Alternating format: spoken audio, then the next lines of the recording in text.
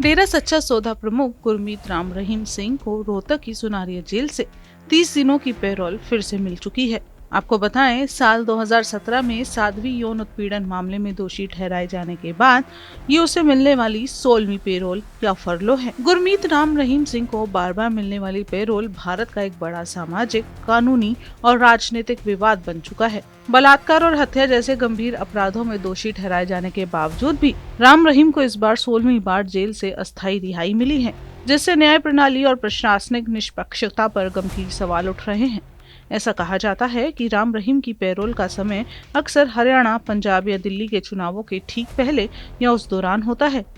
डेरा सच्चा सौदा का हरियाणा और पंजाब के कई सीटों पर मजबूत राजनीतिक प्रभाव है।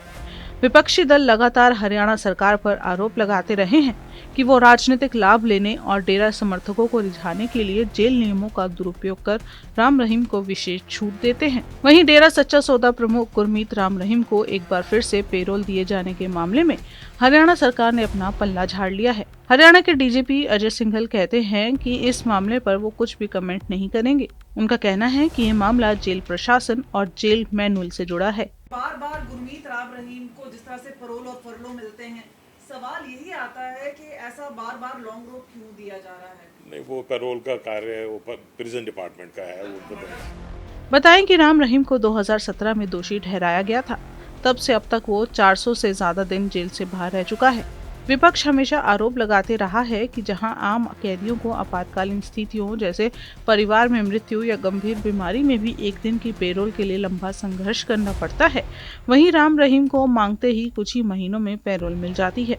आलोचक इसे न्याय व्यवस्था का मजाक बताते हैं। आमतौर पर अदालत या प्रशासन राम रहीम को पैरोल के दौरान हरियाणा से दूर उत्तर प्रदेश के बागपत में रहने की शर्त लगाता था, ताकि हरियाणा की कानून व्यवस्था प्रभावित न हो। लेकिन इस बार उसे सीधा सिरसा स्थित मुख्य डेरा मुख्यालय में रहने की अनुमति मिली है। राजनीतिक पंडितों का कहना है कि मुख्य गद्दी पर बैठकर समर्थकों को सीधे संदेश देने की उसकी क्षमता राजनीतिक रूप से बेहद संवेदनशील साबित हो सकती है। डेरा सच्चा सौदा का एक बहुत बड़ा आधार दलित, वंचित और पिछड़ी जातियों के बीच है। ऐसे में राजनीतिक विश्लेषकों के अनुसार कोई भी दल राम रहीम पर अत्यधिक कड़ा रुख अपनाकर इस बड़े सामाजिक वर्ग को खुद से दूर करने का जोखिम नहीं उठाना चाहता, और इस वजह से राम रहीम को आए दिन पैरोल मिलती है।